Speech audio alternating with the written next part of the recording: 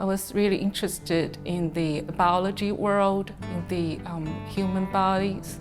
So I decided to pursue my bachelor degree in biology. As I pursued my master's degree, I did research in the lab. I realized I need more human connection. I want to be able to see the impact. I decided to go to the hospital to shadow the nurse. I saw her taking care of a patient after cardiac surgery. She was teaching the patient why he needs to use the spirometer. I saw how she blended her knowledge with her passion to care for the patient.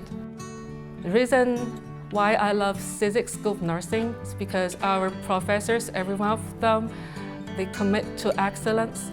They use their clinical experience and use their all the stories to help us understand the complicated knowledge. So I want to really help the patients to understand their treatment in the long term. I hope to use my teaching experience to mentor the new nurses, help them to start their career. Hoping also to use my research background to get involved in the evidence-based practice.